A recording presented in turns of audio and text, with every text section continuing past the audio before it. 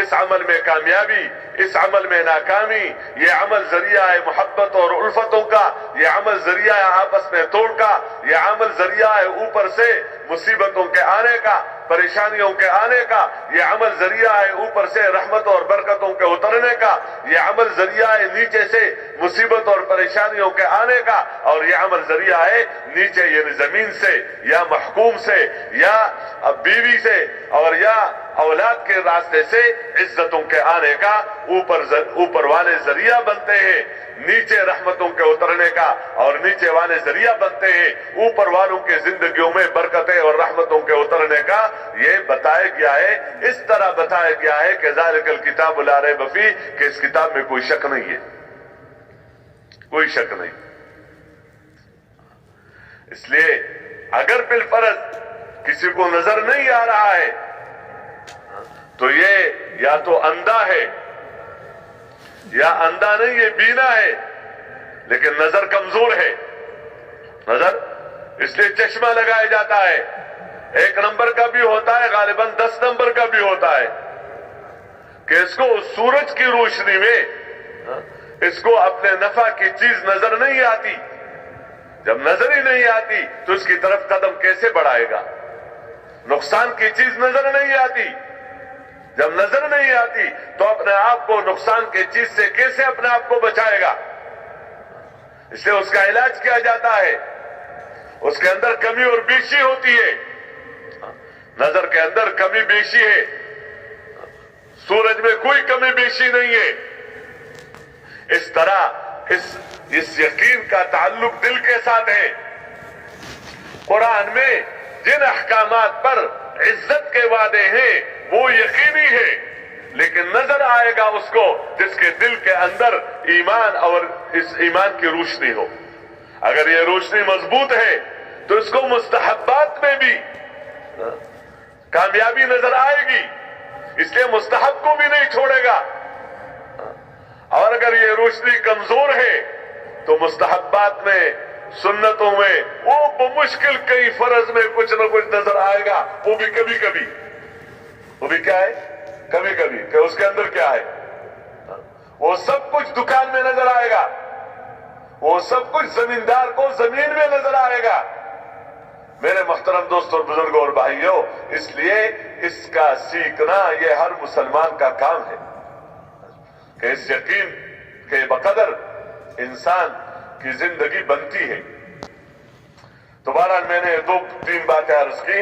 اسلام کا سیکھنا مسلمان کا کام، اس کے مطابق زندگی گزارنا مسلمان کا کام، اور اسی میں یقین کرنا کہ اسی زندگی کے ساتھ نہ کوئی کام ناکام ہوا ہے، نہ آج کوئی ناکام ہے، نہ قیامت تک کوئی ناکام رہے گا، اور اسی زندگی کے بغیر نہ کوئی کامیاب ہوا ہے، نہ آج کوئی کامیاب ہے، اور نہ قیامت تک کامیاب ہو سکتا ہے۔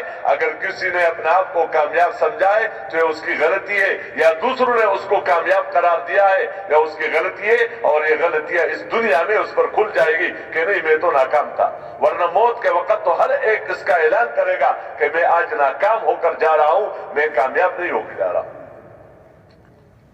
اس لیے ان اجتماعات میں ان بنیادوں پر جمع کیا جاتا ہے کہ مسلمانوں کا کام ہے، اور ایک کام اور ہے، وہ کیا ہے؟ وہ یہ ہے کہ اس اسلام کو عام کرنا، اس دینی زندگی کو عام کرنا، اس کو پھیلانا اور اس کو آگے بڑھانا، یہ اس مسلمان کا کام ہے کہ مسلمان اس دینی زندگی کو عام کرے گا۔ اس دینی زندگی کی طرف بلانا یہ مسلمانوں کا کام ہے، اور غلط زندگیوں سے روکنا یہ مسلمانوں کا کام ہے، کیونکہ یہ کام عمومی طور پر انبیاء علیہ السلام کو دیا جاتا تھا۔ انبیاء علیہ السلام کو یہ کام دیا جاتا تھا، لیکن حضور پاک صلی اللہ علیہ وسلم کے بعد نبوت کسی کو نہیں ملے گی، تو یہ کام، وہ کام اس امت کو دیا گیا ہے۔ یہ اس امت پر کوئی بوجھ نہیں ہے۔ ذمہ داریاں جن کو دی جاتی ہے تو یہ कोई उसको नीचे गिराने के लिए नहीं दी जाती, बल्कि उसको ऊपर रखने के लिए और उसकी इज्जत और उसका एक मुकाम बताने के लिए उसको जिम्मेदारी दी जाती है। इसलिए जो समझदार आदमी होता है वो जिम्मेदारियों से इस तरह नहीं, एक तो भागना इस तरह के मेरी बस की बात नहीं है। ठीक है, वहां पर बंदा खेल सकता है जहां और है, लेकिन जहां जिम्मेदारी दी गई है, तुम बाप हो, तो अब बाप होने की निस्बत से अपने बेटों की तरबियत करना ये तुम्हारी जिम्मेदारी है। ये तुम्हारी क्या है? इसमें तुम ना नहीं कर सकते हो कि मेरी बस की बात नहीं है, मेरी बस की बात नहीं है। नहीं, जब तुम्हें अल्लाह ने औलाद दी और तुम उसके बाप हो तो उसकी तरबियत करना ये तुम्हारी जिम्मेदारी है, ये तुम्हारे पर उनका हक है। जब शादी हो गई तो अब इस बीवी के मुताल्लिक अहकामात का पूरा करना इस शौहर ही का काम है, किसी और का नहीं है। अब ये कह मेरी बस की बात नहीं है, तुम्हारी बस की बात क्यों नहीं है? नहीं, उन अहकामात का पूरा करना इसी शौहर का काम है। उसी शौहर के बारे में बीवी को जो अहकामात है उसको पूरा करना इसी बीवी का काम है, इसकी जिम्मेदारी है। मुसलमान औरत हो, तुम्हारी जिम्मेदारी है। अब वो कहने में जिम्मेदारी नहीं लेती, तुम ले हो या न लो, जब बीवी बन गई तो तुम्हारे पर शौहर के बारे में उसके हुकूक की जिम्मेदारी तुम्हारे ऊपर आयद हो गई। तुम्हारे ऊपर एक तो ऐसा काम होता है, मसलन किसी जगह का बड़ा बनना, अब वहां ये भी बन सकता है, वो भी बन सकता है, वो भी बन सकता है, वो भी बन सकता है, बहुत सारे हैं। जब बहुत सारे हैं तो होशियार आदमी होता है कि जो अपने आप को क्या कर ले, पीछे रखे, ताकि इन सब के बारे में मेरे से पूछा जाएगा, मेरी बस की बात नहीं है। लेकिन जब दी जाती है कि नहीं तुम्हारी है, तो ज़ाहिर बात है उसका निभाना फिर उसका काम है अल्लाह की मदद से। इस तरह इस उम्मत मुस्लिमा को जिन्होंने इस्लाम सीखा, जो इस्लाम के मुताबिक जिंदगी गुजार रहे हैं, जो इसी इस्लाम के अंदर सलामती और इत्मीनान और इज्जत और कामयाबियां यकीन कर रहे हैं, इनको ये जिम्मेदारी अल्लाह की तरफ से दी गई है। अल्लाह की तरफ से ये जिम्मेदारी दी गई है कि देखो तुम हमारे उम्मत मुस्लिमा के जिम्मा ये काम है कि इसको लोगों तक पहुंचा, जितना तुम कर सकते हो, जितना कर सकते हो उसमें अल्लाह अकबर माल को बुनियाद नहीं रखा। अपनी जिस्म के एतबार से जहां तक तुम कर सकते हो, जितना तुम कर सकते हो, उस उतना करना ये तुम्हारा काम है, ये तुम्हारा काम है। क्यों? अगर तुम इस जिम्मेदारी को पूरा नहीं करोगे और सिर्फ इस पर मुतमईन हो जाओगे कि मेरी अपनी जिंदगी इस्लाम के मुताबिक है और मैं इस्लाम के मुताबिक जिंदगी गुजार रहा हूं, अपनी तिजारत में, अपनी ज़राअत में, अपनी हुकूमत में, अपनी इबादत में और अपने कामों में मैं कर रहा हूं, तो ये काफी है? नहीं, ये काफी है इस निस्बत से कि तुम मुसलमान हो, लेकिन ये इस एतबार से काफी नहीं है कि तुम हुजूर सल्लल्लाहु अलैहि वसल्लम के उम्मत में हो। तो जिस तरह इस जिंदगी को सीखना तुम्हारा काम, तो इस जिंदगी की तरफ बुलाना भी तुम्हारा ही काम है। नेकियों की तरफ बुलाना, बुराइयों से रोकना, ये उम्मत मुस्लिमा का काम है, उम्मत मुस्लिमा की जिम्मेदारी है। अच्छा, किनको बुलाए और कहां तक है? तो इसमें क्या बताया? इसमें ये हद बताया हुजूर पाक सल्लल्लाहु अलैहि वसल्लम ने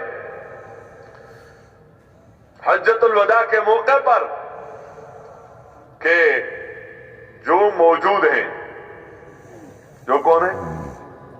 जो मौजूद हैं, उनकी जिम्मेदारी है کہ وہ غائبین تک پہنچا دے. یعنی اس وقت جو میری بات سن رہے ہیں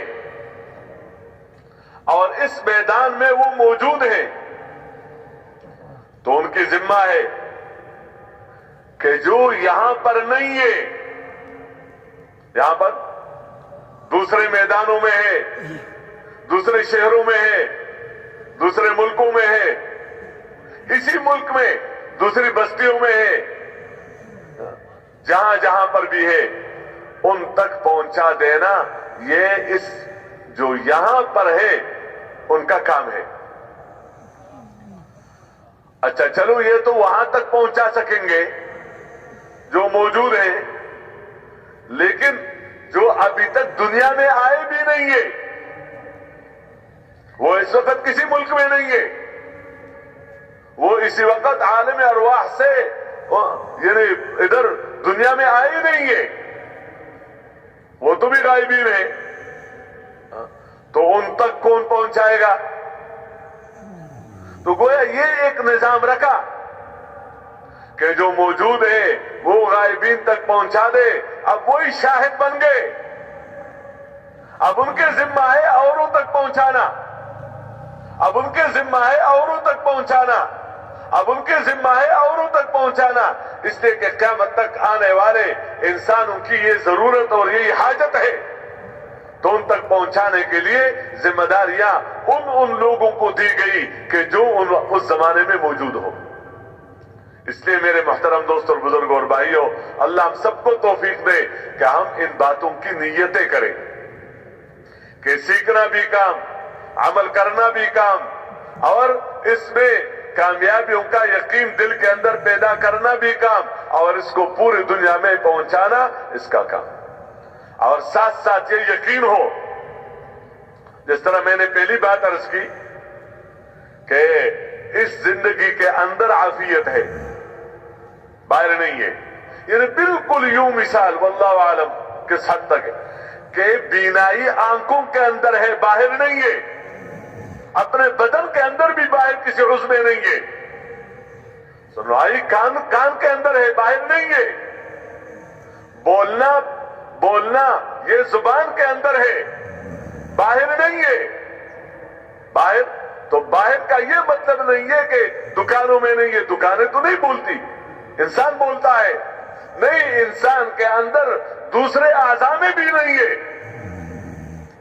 جس عضو کے اندر اللہ نے جو رکھا ہے وہ اگر وہاں پر نہیں ہے تو اس کو ذرا تھوڑا سا نیچے، اگر ادھر نہیں ہے تو اس کا کیا مطلب؟ کسی اور جگہ پیدا کرو اس کو. مثلا آنکھ نے کام خراب کر دیا، یعنی آنکھ نہیں دیکھ رہی تو کہتے چلو کان پر محنت کرو تاکہ یہ تو دیکھنا شروع کر دے. ایسا ہوتا ہے؟ کان نے سننا چھوڑ دیا، اپنا کام چھوڑ دیا کسی وجہ سے، تو کہتے چلو آنکھ میں کام شروع کر دو تاکہ آنکھ کو سننا شروع کر دے. یہ نہیں ہو سکتا. ایک نہیں، اسی آنکھ کے اندر لگو کہ آخر خرابی کہاں ہے، کیا وجہ ہے کہ آنکھ ہے اور اپنا کام نہیں کر رہی. تو اسی کا نام علم ہے کہ مرض معلوم کرو اور مرض کا علاج معلوم کرو اور پھر اس دوا کی کیفیت استعمال معلوم کرو. یہ سب چیزیں سیکھنے سے آتی ہے. اس طرح میرے محترم دوستوں اور بزرگوں اور بھائیوں، جس سے یہ یقین کہ ادھر ہے، کہیں اگر نہیں ہے، مسلمان ہے اور رحمتیں نہیں اتر رہی، برکتیں نہیں اتر رہی، محبتیں نہیں ہو رہی، آپس میں ایک دوسرے کے تعاون کا اور ایک دوسرے کے تقویت کا مسلمان ذریعہ نہیں بن رہا ہے، تو اس کا یہ مطلب نہیں ہے کہ اسلام کے اندر یہ اثر نہیں ہے. اس لیے کسی اور راستے سے آؤ، اور راستے سے آنا نہیں ہے اور کوئی راستہ ہی نہیں ہے، آؤ گے کہاں سے؟ لیکن اس کا مطلب یہ ہے کہ اپنے ان اعمال کو ٹھیک کرو، اس کو صحیح طریقے سے اس کو سیکھو، اس پر عمل کرو. تو جس طرح اس زندگی پر یہ وعدے ہیں، اس طرح اس زندگی کو دنیا میں عام کرنا، اس کو امت مسلمہ اپنا کام سمجھے کہ پوری دنیا میں اس زندگی کو عام کرنے کے لیے اپنی جان لگانا اور اپنا مال لگانا اور اپنی عزت کو قربان کرنا، یہ اس مسلمان کا کام ہے اور اس امت مسلمہ کا کام ہے کہ اپنی جان اور اپنا مال اور اپنی عزت اور جو کچھ اللہ نے دیا ہے وہ اس کو اسی میں قربان کرے۔ تو اس سے کیا ہوگا؟ جب تک امت اپنے آپ کو اس مبارک کام کا سمجھ کر نمازیں پڑھتی رہی، روزہ رکھتی رہی، زکاتیں دیتی رہی، حج کے ادا کرتی رہی، اور اپنے تجارتوں کو اور اپنی زراعتوں کو اور اپنے کاروبار کو اور اپنے بھی بچوں کے تربیت کو اور اپنا ہر کام کو شریعت کے مطابق کرتی رہی اور اپنے آپ کو اس مبارک کام کا سمجھ کر کرتی رہی، تو رحمتیں اترتی رہی چھوٹے چھوٹے گھروں میں۔ مدینہ منورہ میں جو حضور صلی اللہ علیہ وسلم کے زمانے میں اور حضرات صحابہ کرام رضوان اللہ تعالی علیہ اجمعین کے زمانے میں مدینہ منورہ میں یہ انصار اور یہ مہاجرین اکٹھے رہتے تھے۔ مہاجرین تو مکہ سے آئے تھے ہجرت کر کے اللہ کے حکم کی وجہ سے، جسے بندہ نماز پڑھنے کے لیے مسجد جاتا ہے اللہ کے حکم کی وجہ سے، اپنا گھر چھوڑ کر چلے جاتا ہے، لیکن وہ یہ کہ نماز پڑھ کر پھر چلے جاؤ، دکان چھوڑ کر آ جاتا ہے مسجد میں تو نماز پڑھ کر پھر دکان پہ بیٹھ جاتا ہے، لیکن ان کو جو حکم تھا، حکم یہ تھا کہ مکہ چھوڑ کر جاؤ، واپس نہ جانا، مدینہ ہجرت کرو، مدینہ ہجرت، جس وقت یہ ہجرت فرض تھی کہ ہجرت کرو، وہاں سے آؤ، مکہ چھوڑ کر آ جاؤ مدینہ منورہ۔ اس لیے جب وہ اللہ کی نسبت سے چھوڑ کر گئے، اور عجیب بات ہے جب مکہ فتح ہوا اور پھر یہ وہاں گئے اور وہ اپنے گھروں پر ان کی نظریں پڑی اور اپنی چیزوں پر نظریں پڑی، لیکن ان کے اندر کی بات یہ تھی کہ جو اللہ کے نام سے میں نے چھوڑ چکا ہوں اب اس کی طرف دیکھنا نہیں ہے ان چیزوں کو۔ تو مکہ مکرمہ سے مہاجرین نے ہجرت کی اور مدینہ منورہ میں انصار نے ان کی نصرت کی۔ اب یہ جو شہر مدینہ منورہ کا تھا، ہم اور آپ دیکھیں کہ رحمتوں کے اترنے کا مرکز مدینہ منورہ، برکتوں کے اترنے کا مرکز مدینہ منورہ، محبتوں کے اترنے کے بعد اس لیے عرض کر رہا ہوں کہ یہ زمین سے نہیں اٹھتی یہ چیزیں کہ زمین پر محنت ہو گئی کتنا من برکتیں آ گئی، نہیں، وہ تو گندم آپ بتا سکتے ہو اور کتنا پیسہ مل گیا یہ بتا سکتے ہو، کروڑوں مل گیا، اتنا پیسہ مل گیا، زمین سے کتنی چیزیں نکل گئی، معدنیات، یہ بتا سکتے ہو، لیکن یہ بتانا کہ کتنی برکتیں آ گئی، کتنی رحمتیں آ گئی، کتنی محبتیں آ گئی، یہ نہیں بتا سکتے ہو، اس لیے کہ اس کا اترنا یہ اللہ ہی اتارتا ہے آسمانوں سے، برکتیں اللہ ہی کے ارادے سے، زمینوں سے، آسمانوں سے، اور اس کا ذریعہ یہ عقیدہ رکھنا چاہیے، یہ کوئی استحباب کی بات نہیں ہے، اس کے ان برکتوں کا اور ان رحمتوں کا اس کا ذریعہ نہ ایک پیسہ ہے اور نہ کروڑوں ہے، جیسے ایک پیسے سے بندہ سمجھتا ہے برکت نہیں ہے، لیکن اس سے کم اس طرح کروڑوں بھی برکت کی علامتیں نہیں ہے، نہ ایک ٹکڑا زمین کا کسی کو دے دیا جائے اور اس کو مالک بنا دیا جائے اور یہ کہتا ہے میری اتنی زمین ہے، اور ایک بندے کو پورے ملک کا بلکہ پوری دنیا کا بادشاہ بادشاہ بنا دیا جائے، ملک دے دیا گیا، لیکن یہ نہیں ہے کہ برکتیں اتریں گی۔ برکتیں، رحمتیں، محبتیں، اطمینان، اس کا یہ آسمانوں سے اللہ ہی اتارتے ہیں۔ یہ وعدے اللہ جل شانہ نے ہر زمانے میں اس زندگی کے ساتھ اللہ نے کیے جو زندگی آسمانوں سے اتری ہوئی ہے۔ وہ اسلامی زندگی کوئی بنا نہیں سکتا کہ چند لوگ جمع ہو جائے اور کیا بنا دے، وہ اسلامی زندگی بنا دے۔ کہ اسلامی زندگی کس چیز کا نام ہے؟ دین کس چیز کا نام ہے؟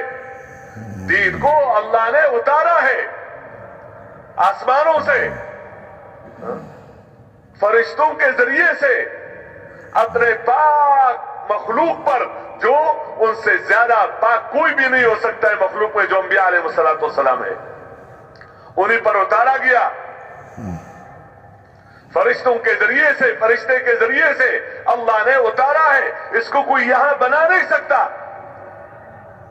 اس لیے یہ واضح طور پر ہے، اگر کوئی کسی کام کے بارے میں دین سمجھ کر کر رہا ہے، دین ایک تو اپنی ضرورت ہے، اپنی حاجت ہے، اپنے کوئی اور نفع کی چیز ہے، وہ تو بندہ لگا رہتا ہے اس میں صرف شرط یہ ہے کہ دین کے خلاف نہ ہو، کہ شریعت کے ساتھ نہ ٹکرائے، شریعت کے ساتھ ٹکر نہ لو۔ شریعت کے ساتھ ٹکر لینا اللہ کے ساتھ ٹکر لینا ہے، اللہ کے احکامات کے ساتھ۔ اس میں اتنا بتا دیا گیا کہ اس میں احکامات کے خلاف نہ کر۔ ایک چیز کو بندہ دین سمجھ رہا ہے، بھائی کہاں سے؟ جی ہم نے سوچا آپس میں، چند لوگ جمع ہو گئے اور انہوں نے سوچا، انہوں نے کہا اچھا اس کو دین قرار دو، تو یہ میرے اور آپ کے سوچنے سے عمل دین بنتا ہے؟ دین تو اللہ ہی نے اتارا ہے حضور پاک صلی اللہ علیہ وسلم پر۔ تو میرے محترم دوستوں اور بزرگوں اور بھائیوں، یہ جس طرح اس زندگی کے ساتھ یہ برکتیں، رحمتیں ہیں، اور اس کا ابتدا کہاں سے ہے؟ آپ دیکھیں مدینہ منورہ میں ان کے گھر کتنے بڑے تھے، اور یہ بھی نہیں کہ بڑا گھر برکت کی علامت ہے، کہ بڑا گھر کیا ہے کہ برکت آ گئی، کیوں؟ گھر بڑا ہوگی، مل گیا۔ میں یہ نہیں کہتا کہ بے برکت ہی ہے، لیکن یہ کہ یہ برکت ہے کہ تو اچھا تو جو چھوٹے گھر میں ہے وہ بے برکت ہے پھر، کہ جس کا گھر چھوٹا ہے تو کیا اس پر آسمان سے برکت نہیں اترتی ہے وہاں؟ نہ چھوٹا گھر برکت کی علامت، نہ بے برکتی کی علامت، اور نہ بڑا گھر برکتوں کی علامت۔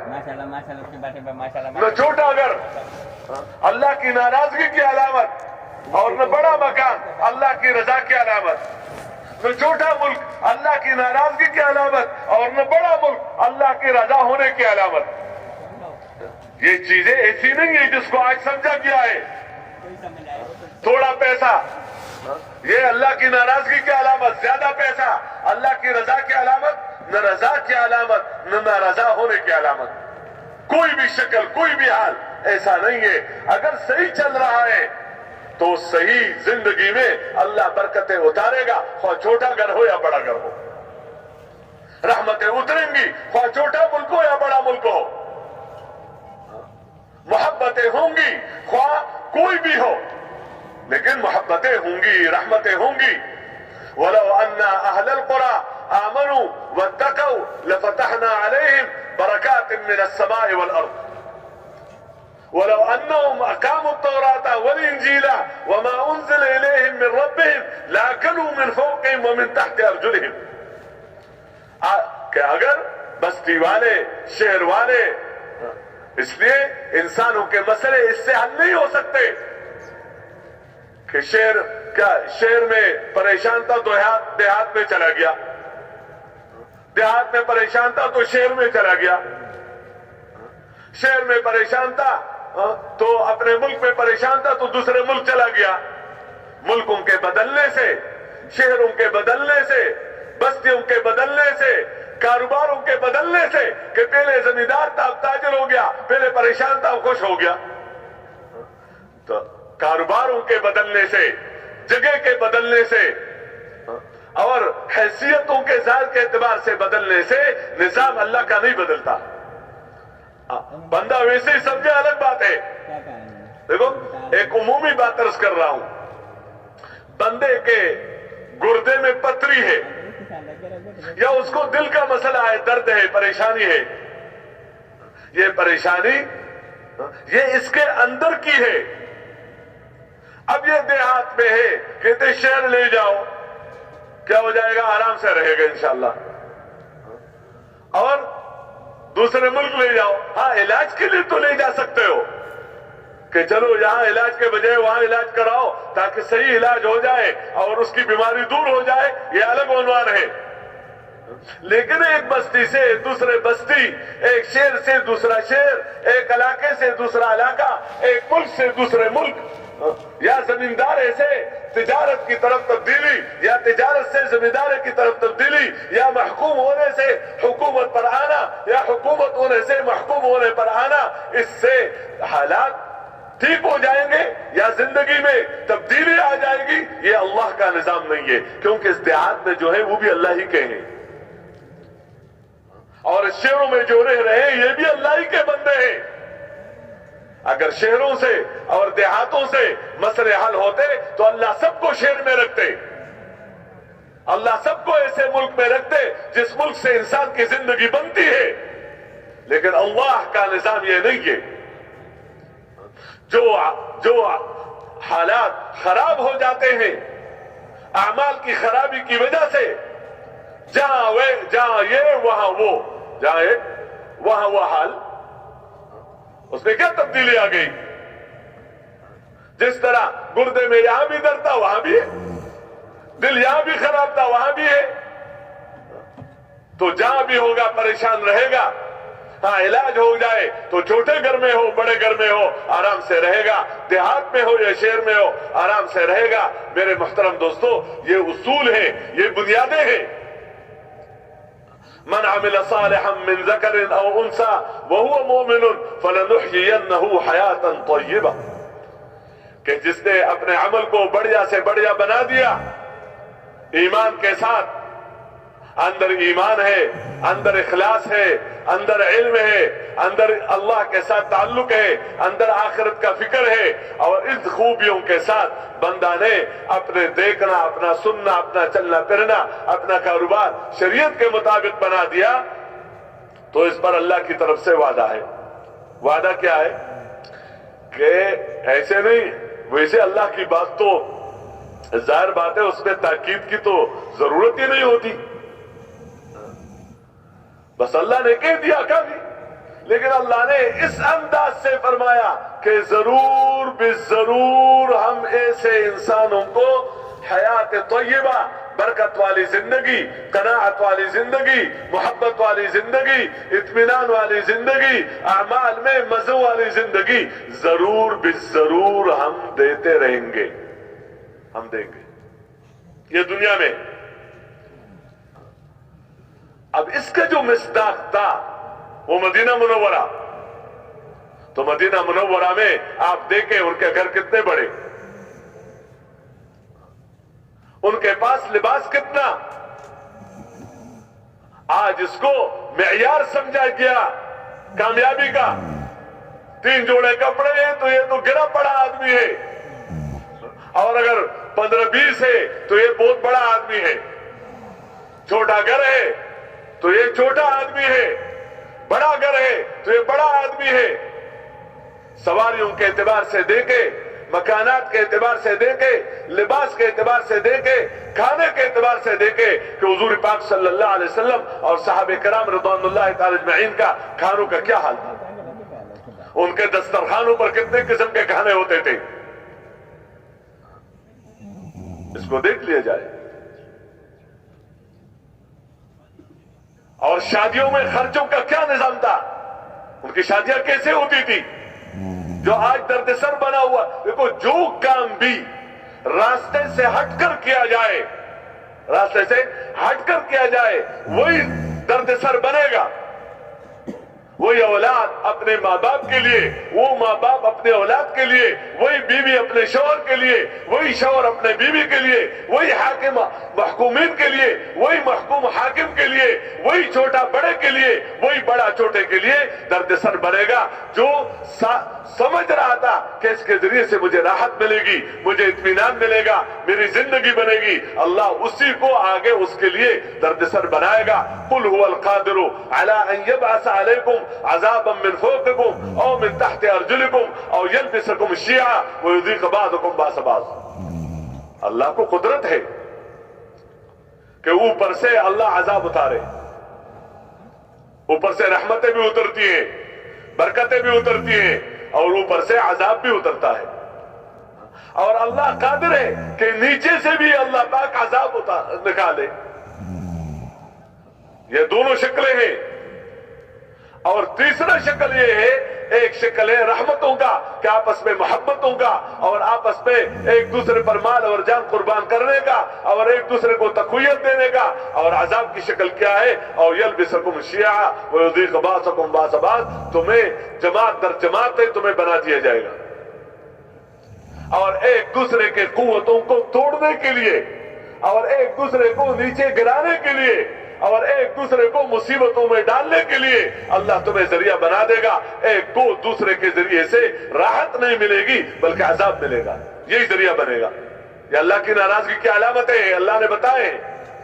تمہیں عرض کر رہا تھا کہ یہ زندگی ان میں تھی, مدینہ منورہ میں ایک معاشرہ تھا, لیکن وہ سب عبادت گزار تھے, وہ سب ذاکر تھے, وہ سب قرآن سیکھنے سکھانے والے تھے, اور وہ سب حضور پاک صلی اللہ علیہ وسلم کی صحبت میں رہ کر حضور صلی اللہ علیہ وسلم سے دین لینے والے تھے. اچھا, ایسا لیا انہوں نے, ایسا لیا.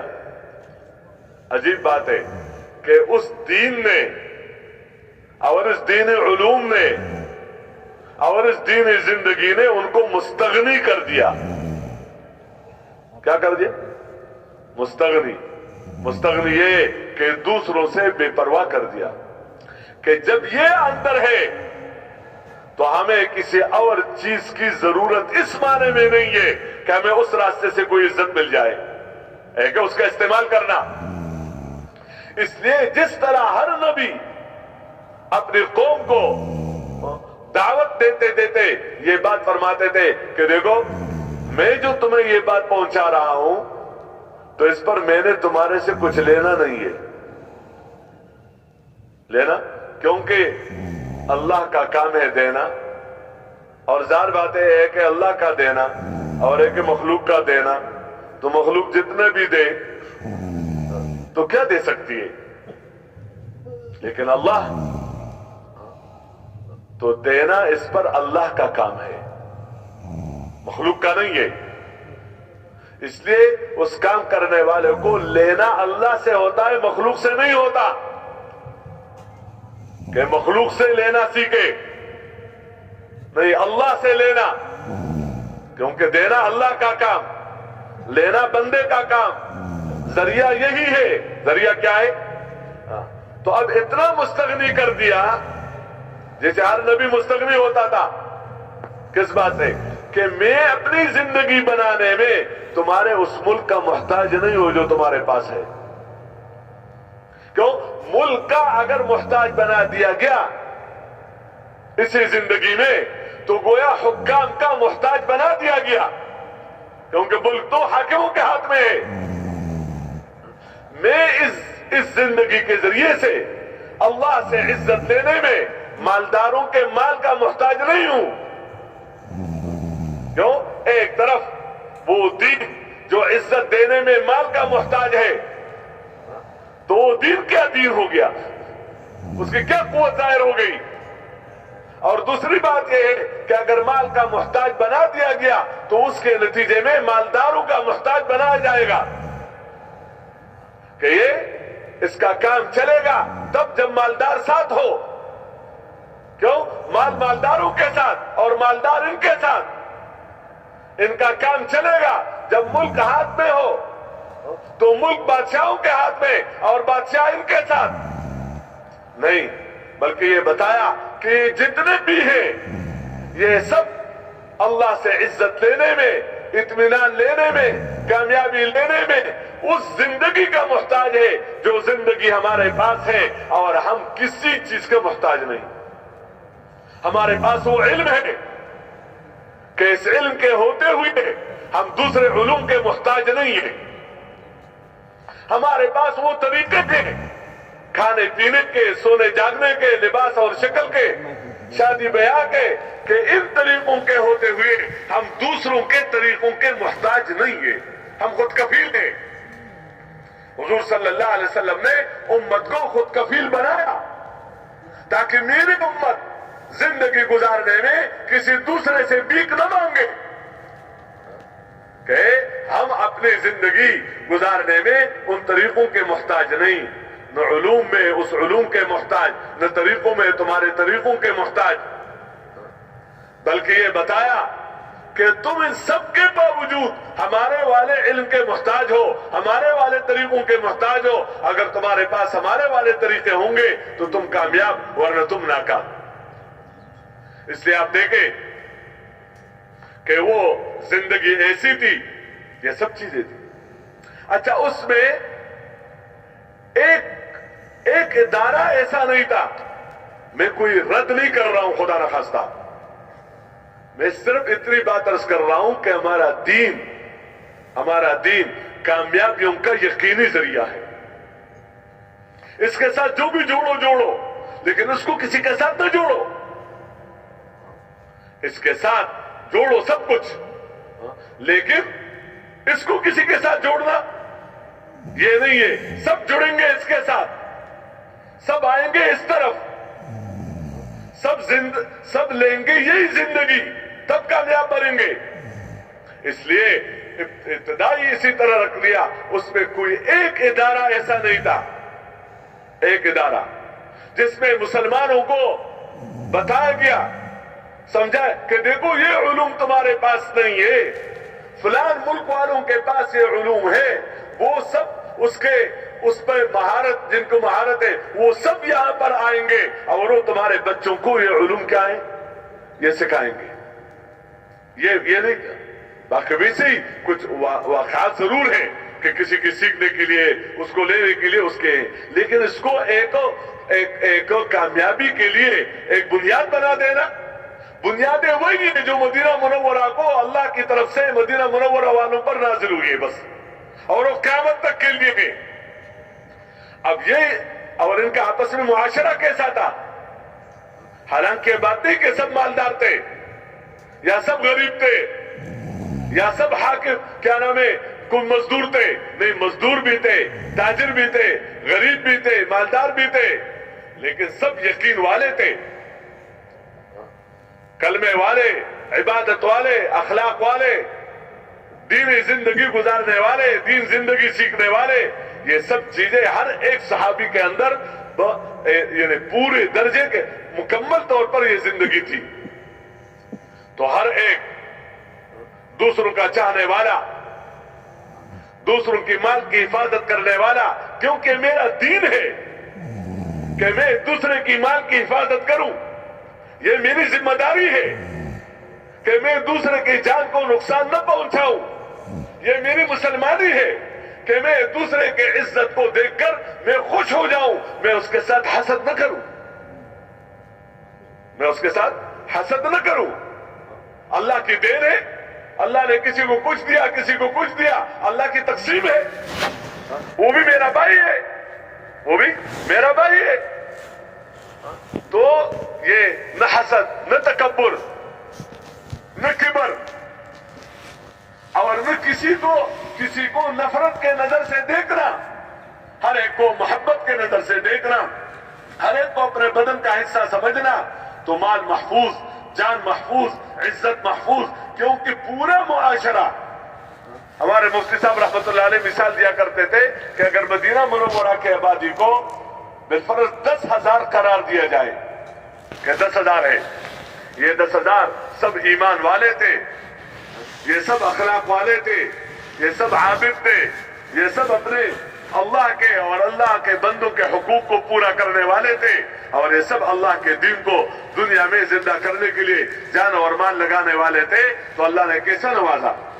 ہر ایک کے اندر کی بات یہ تھی کہ دوسرے کی جان محفوظ ہو، مال محفوظ ہو، عزت محفوظ ہو.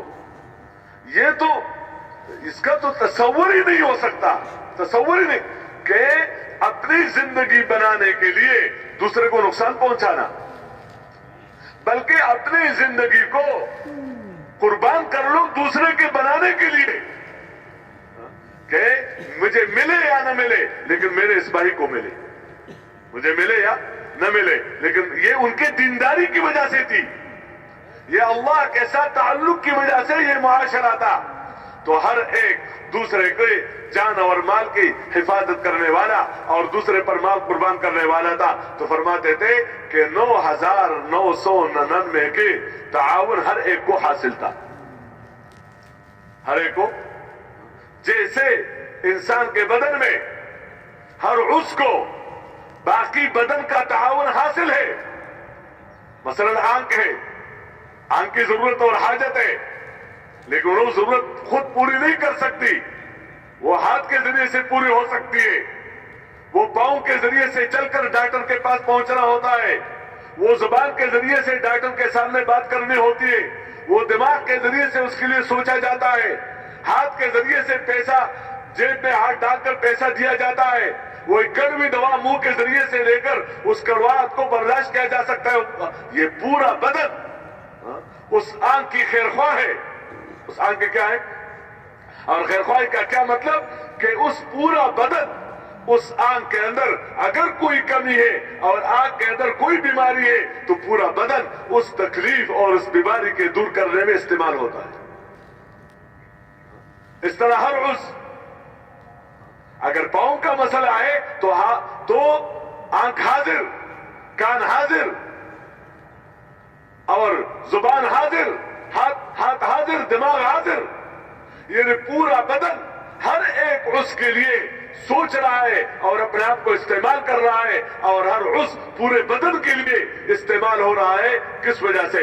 کہ یہ ایک بدن ہے. یہ کیا ہے؟ ایک بدن ہے. اس بدن کو آنکھ کے نام پر اس کو ٹکڑے ٹکڑے نہیں کیا جا سکتا. مثلا اگر کوئی یہ کہہ دے آنکھ والے جمع ہو جاؤ تو آنکھ سب آنکھیں الگ ہو جائے گی تو کیا ہو جائے گا؟ کچھ بھی نہیں ہوگا. کان سب اکٹھے ہو جاؤ، ہاتھ اکٹھے ہو جاؤ، پیر اکٹھے ہو جاؤ تو اس کا ٹکڑے ٹکڑے ہونے سے کام نہیں بنتا. کام بنتا ہے کس سے؟ کام بنتا ہے کہ یہ بدن ہے، یہ سب اعضاء ایک دوسرے کے ساتھ جڑے ہوئے ہیں، ہر ایک عضو کا اثر پورے بدن پر پڑ رہا ہے، پورا بدن ہر عضو کا ذمہ دار ہے. اس طرح میرے محترم دوستو یہ دینی زندگی اور یہ اسلامی زندگی یہ امت کو اس طرح ایک بناتی ہے. اور یہ حضور پاک صلی اللہ علیہ وسلم کے زمانے میں حضرات صحابہ کرام کی یہی زندگی تھی کہ ہر ایک دوسرے کو نفع پہنچانے والا، دوسرے کی جان کی حفاظت کرنے والا، دوسرے کے مال کی حفاظت کرنے والا، خواہ میری بنے یا نہ بنے لیکن اس کی بن جائے، مجھے ملے یا نہ ملے لیکن اس کو ملے، میرا مسئلہ حل ہو یا نہ ہو لیکن اس کا مسئلہ کیا ہو جائے؟ حل ہو جائے. تو ہر ایک کے کام میں 9,999 لگے ہوئے تھے اور یہ اپنا ضروری نہیں سمجھتا تھا. تو اس لیے میرے محترم دوستو وہ ایسی محبتیں کہ جو منصوص ہے، رحماء و بینہم، آپس میں کیسے ہمدرد ہیں، آپس میں کیسے ایک دوسرے کے خیرخواہ ہیں، آپس میں کیسے ایک دوسرے کے چاہنے والے ہیں، یہ نصوص ہے ان کے بارے میں کہ ایسی زندگی. تو میں عرض کر رہا تھا کہ اس زندگی کے باوجود کیا ہے؟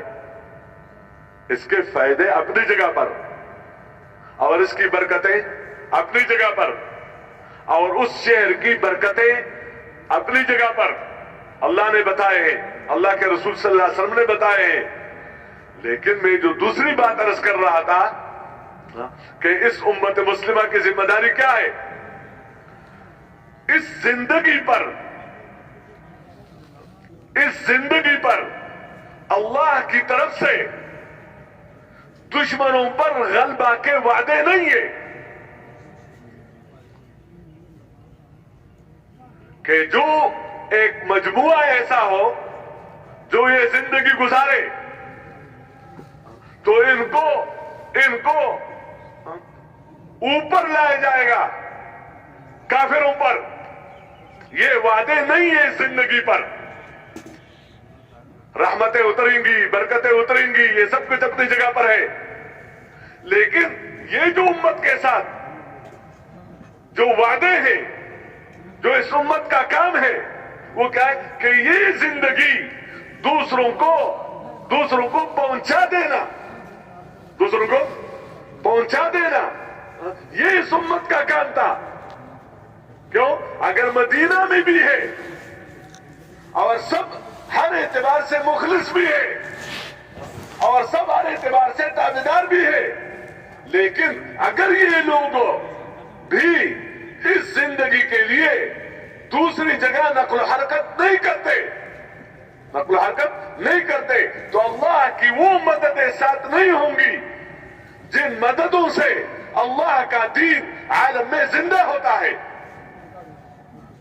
اس لیے اس امت کو ایسا اٹھایا گیا اور ایسا علم دیا گیا کہ تم اپنے آپ کو صرف اپنی اس زندگی کو لیے مت سمجھو, بلکہ تمہارا کام کیا ہے؟ تمہارا کام یہ ہے کہ اس زندگی کو دوسروں تک پہنچانے کے لیے جان اور مال لگا دینا تمہارا کام ہے.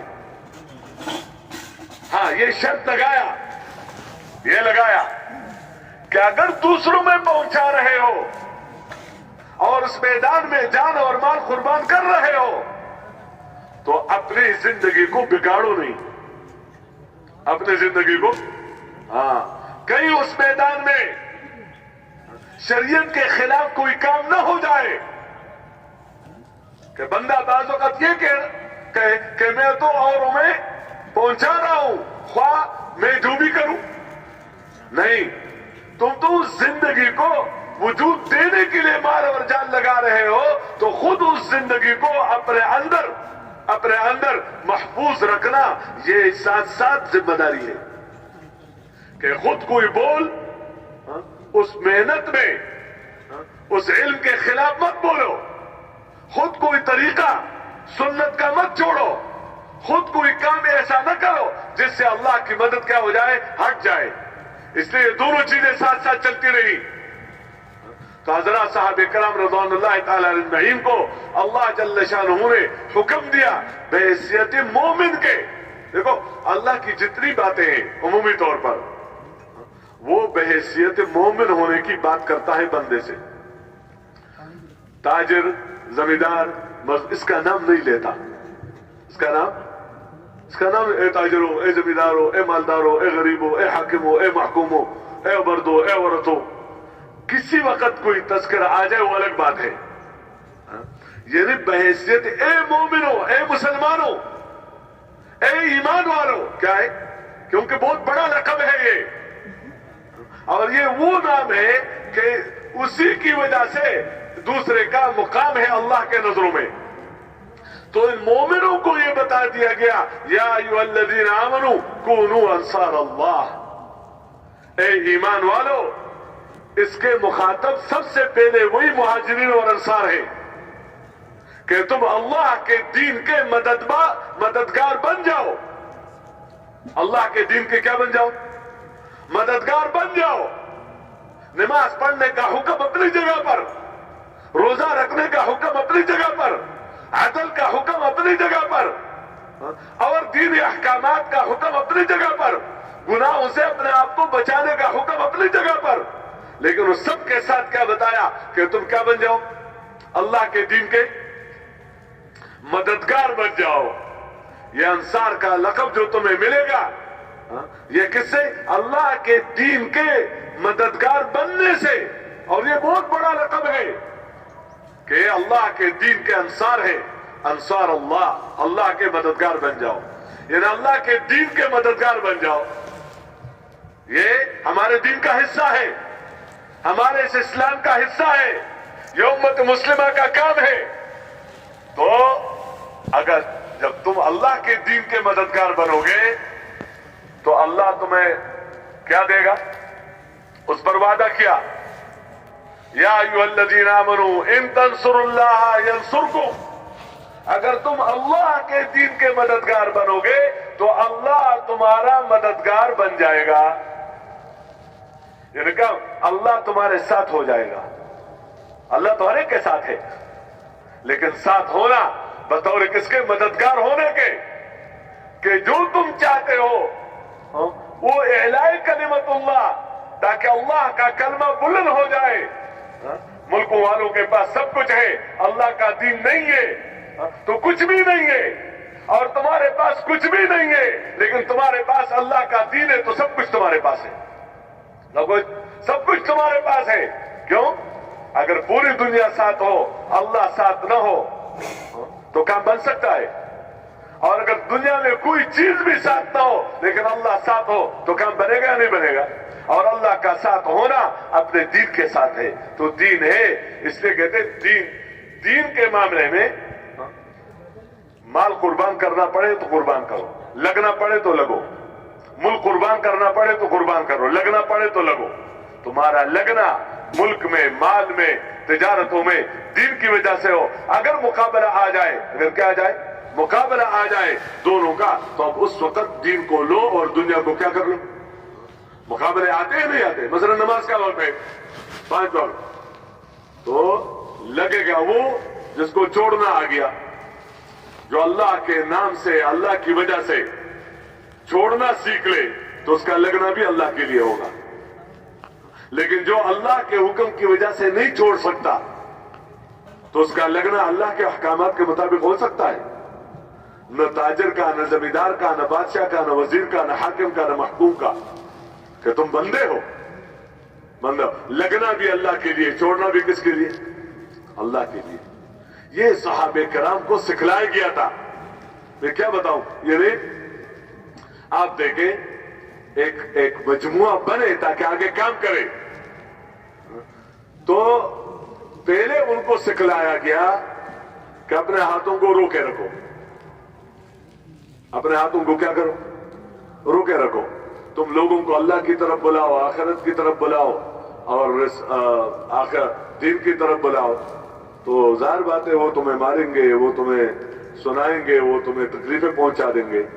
اب بندہ اندر سے یہ کہتا ہے کہ میری برادری کا تو ہے، وہ بھی قریش، میں بھی قریشی ہوں، وہ بھی فلان، میں بھی فلان، تو اگر وہ مجھے مار سکتا ہے تو میں کیوں نہ مار سکتا؟ میں بھی مار سکتا ہوں۔ اگر وہ مجھے ایذا دے سکتا ہے تو میں کیوں نہ دوں؟ یہ اندر کے جذبے ہوتے ہیں، اور خاص کر ایسے وقت میں جبکہ نہ میرے زمین کا مسئلہ ہے، نہ میرے جائیداد کا مسئلہ ہے، میں تو اس کی خیرخواہی کی بات کرتا ہوں، میں نے اس کو کیا تکلیف پہنچا ہے؟ کیا مجھے کیا کر رہا ہے؟ مجھے مار رہا ہے۔ لیکن اللہ کی طرف سے کیا تھا کہ تم اپنے ہاتھوں کو روکے رکھو، وہ مار رہا ہے، تم مار سکتے ہو لیکن نہ مارو،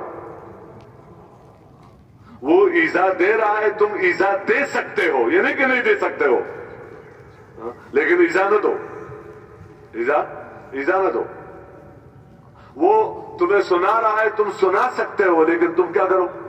خاموش رہو، تم خاموش رہو، تم صبر کرو، تم برداشت کرو۔ یہ اللہ کے حکم کی وجہ سے بندہ جب کوئی کام کرتا ہے یہ کبھی بنتا ہے طبیعت اور خواہش کے خلاف۔ جب یہ حال ہوا تو جب یہ وقت آیا کہ اب ہاتھ اٹھاؤ، اب ہاتھ کیا ہے؟ اٹھاؤ اس موقع پر، تو ان کا ہاتھ اٹھانا اپنے قوم، اپنے نسب، اپنے علاقہ، اپنے جی چاہنے کی وجہ سے نہیں تھا بلکہ صرف اللہ کی وجہ سے تھا۔ تو جس نے اللہ کے لیے ہاتھ روکنا سیکھ لیا وہ اللہ کے لیے اٹھا سکتا ہے۔ آپ اندازہ لگائے غالباً حضرت علی رضی اللہ تعالیٰ عنہ کہ ایک دشمن کے سینے پر بیٹھ گیا۔ اب ظاہر بات ہے اس وقت اس کا قتل کرنا وہ اس کو دین سمجھ رہا تھا کہ گویا اس وقت اس کو قتل کر لیا۔ اس نے اس وقت اس کے منہ پر تھوکا. اب یہ تو اور زیادہ غصے کی بات ہے نا, لیکن اس وقت اس نے اپنے کو دیکھا. یہ اپنے کو ہر وقت پڑھنا یہ اللہ کی دین ہے, اللہ جس کو دے. بس چیز ہاتھ سے جا رہی ہے, اپنے کو پڑھو, کیا حال ہے. اگر چیز کے جانے سے اتنے پریشان ہو کہ احکامات دائیں بائیں ہو رہے تو شکر ہے کہ گئی, شکر ہے کہ چلے گئی, کیونکہ اس نے تو تمہارا اندر خراب کیا تھا. چیز آ رہی ہے تو خوش ہو جاؤ, کوئی مسئلہ نہیں, لیکن ایسے خوشی میں آنا کہ اللہ کو بھول جاؤ, اللہ کو کیا ہے بھول جاؤ, تو یہ ٹھیک نہیں ہے. اس لیے آنے میں دیکھو کہ اندر کا کیا معاملہ ہے, چیز کے جانے میں دیکھو کہ اندر کا, اگر اندر نہیں بگڑ رہا ہے تو آنے دو جو آ رہا ہے, جانے دو جو جا رہا ہے. نہ آنے کے ساتھ ہمارا کوئی تعلق, نہ جانے کے ساتھ کیا ہے ہمارا تعلق تو اس کے ساتھ ہے کہ ہم نافرمان کسی حال میں اللہ کے ہاں قرار نہ دیا جائے, ہم عاصی قرار نہیں دیا جائے. تو فوراً اس نے اپنے ہاتھ کو تھوڑا سا روکے رکھا, اس نے پوچھا, اس نے کہا کہ جب یہ کام ہوا تو مجھے ابھی غصہ آیا. حالانکہ آپ دیکھیں واللہ یہ جو قتال ہے آگے, تو اس میں ایک اللہ نے بتایا بھی ہے کہ کئی زمانہ انہوں نے تمہیں پریشان رکھا تھا, تمہارے اندر غصہ تھا لیکن نہیں نکال رہے تھے, نہیں نکال, کیوں؟ اللہ کی وجہ سے.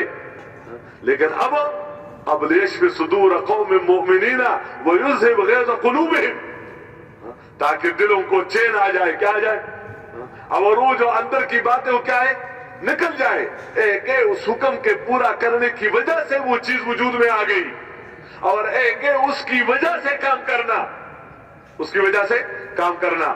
وجہ عمل سوائے اللہ کی رضا کا, اللہ کے حکم کا, پیغمبر کے سنت کے اتباع کا, اپنی ذمہ داری کا اور کوئی وجہ عمل نہیں ہو سکتا ہے. تو میں بندہ ہوں, میرا کام بندگی ہے.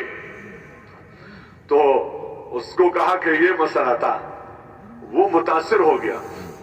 کیا ہو گیا کہ ایک بندہ اتنا احتیاط کرتا ہے کہ قابو بھی پا لیا, مار سکتا ہے, لیکن اس پر ڈر رہا ہے کہ کہیں میرے اس عمل میں میرے نفس کا اگر شائبہ آ گیا اور میرا یہ عمل خالص اللہ کے رضا کے لیے نہ رہا تو میرا کیا بنے گا. یعنی جو اپنے عملوں پر اتنا نظر رکھتے ہو, اپنے اخلاص پر, اپنے یقین پر, اپنے دھیان اور اپنے طریقے پر, اپنے اخلاق پر, اپنے معاملات پر, اپنے لین دین پر نظر رکھتا ہے کہ کہیں دائیں بائیں نہ ہو جائے, مسئلہ اسی کا ہے, تو وہ مسلمان ہو گیا. تو میرے محترم دوستو, جس کو چھوڑنا آ گیا, اب دیکھو نماز میں کیا, روزے میں کہا جاتا ہے چھوڑو, کیا کرو, چھوڑو.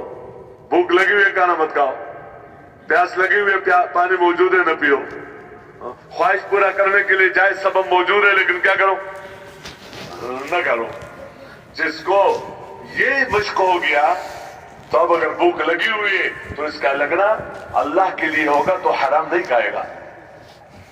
جیسے نماز میں بندہ دیکھتا ہے روزے میں کہ حلال کھانا موجود ہے, پانی ہے, اس کا اپنی ملکیت ہے, خواہش پورا کرنے کا ذریعہ ہے, وہ اس کے اپنے بھی اپنے نکاح میں سب کچھ ہے, لیکن اگر اس وقت کروں تو حرام ہے. اس وقت اس حلال کھانے کو کھانا کیا قرار دیا گیا, حرام قرار دیا گیا. اس حلال پانی کو پینا حرام قرار دیا گیا.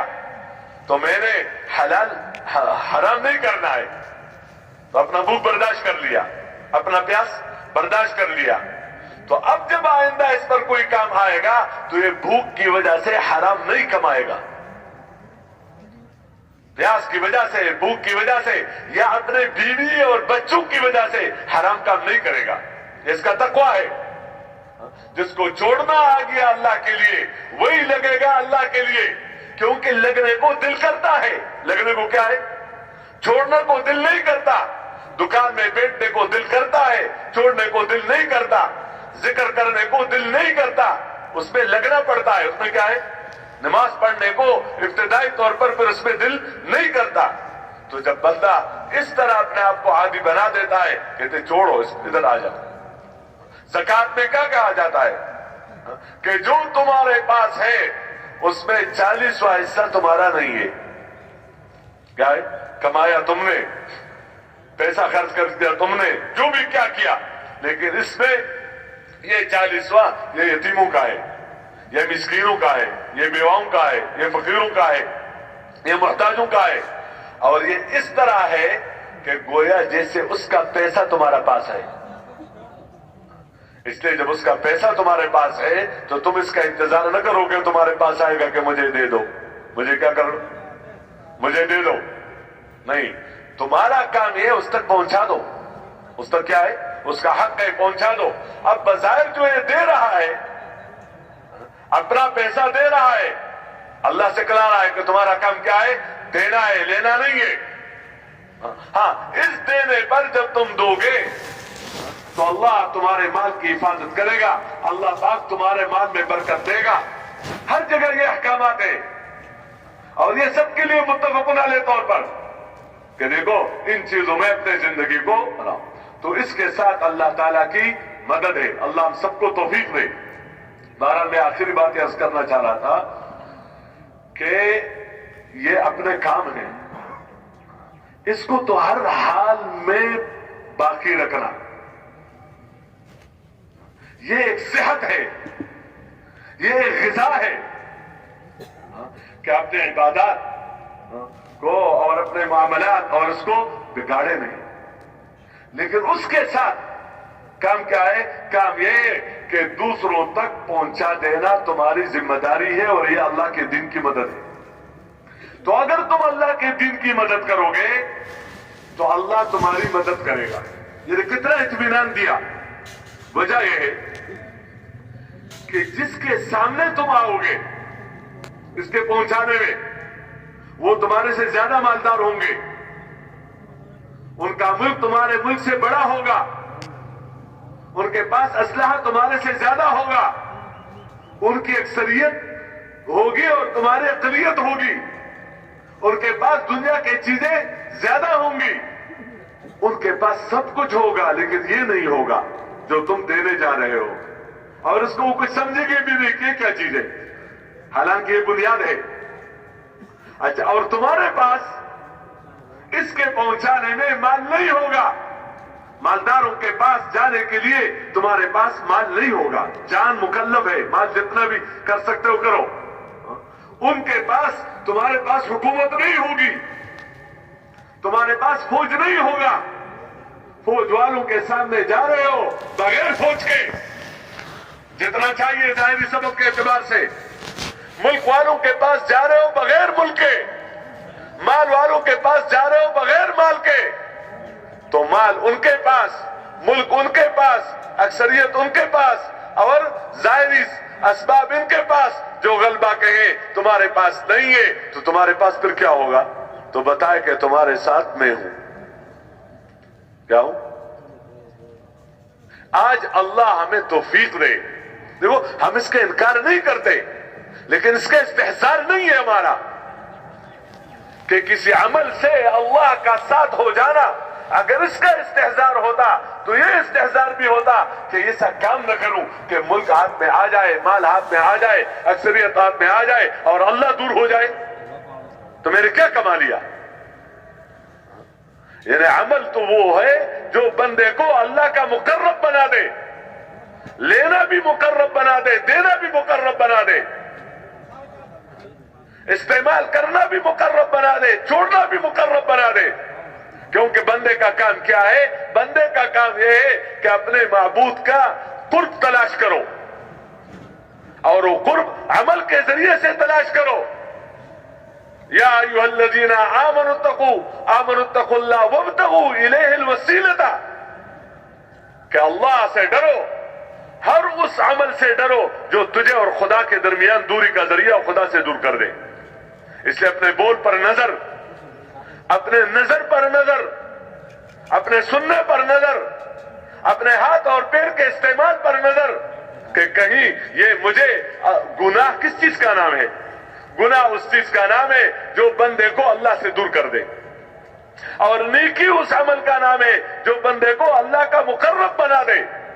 اس نے بتایا کہ دیکھو اللہ سے ڈرو وابتغوا الیہ الوسیلۃ، اور اللہ کے قرب کے راستے تلاش کرو. جو اعمال ہیں ایمان اور اعمال اس کے ذریعے سے اللہ کا قرب کیا کر لو. تو جو ذہین آدمی ہوگا، صحابہ کرام عقل مند تھے، دیکھو پیغمبر کے صحبت میں کہتے جیسا استاد ایسا شاگرد. کسی ادارے میں دو تین چیزوں کی ضرورت ہوتی ہے نہیں ہوتی؟ کیا نصاب کیسا ہو اور اس کے پڑھانے والے کیسے ہوں. پڑھانے والوں میں دو چیزیں ضرور ہونی چاہیے، ایک اس فن کا ماہر ہے یا نہیں، اور دوسری بات یہ خود غرض تو نہیں ہے، کیونکہ خود غرض ہے اگرچہ فن کا ماہر ہے تو یہ صحیح رائے نہیں دے سکتا، یہ اپنے غرض کے لیے پتہ نہیں کیا کچھ کرے گا. اور اگر خود غرض نہیں ہے لیکن اس فن کا ماہر نہیں ہے، اس فن کا ماہر نہیں ہے تو کیا کرو گے اس کے ساتھ؟ اس لیے یہ خیر خواہی اور ساتھ ساتھ یہ کیا نام ہے اس فن کا ماہر ہونا، یہ نصاب اسی سے آگے بندے بنتے ہیں. نصاب اللہ نے اتارا ہے، قرآن اللہ نے اتارا، حدیث جو حضور پاک صلی اللہ علیہ وسلم کے زبان مبارک سے جو نکلے ہوئے ہیں وہ بھی اللہ ہی کی طرف سے اترے ہوئے ہیں.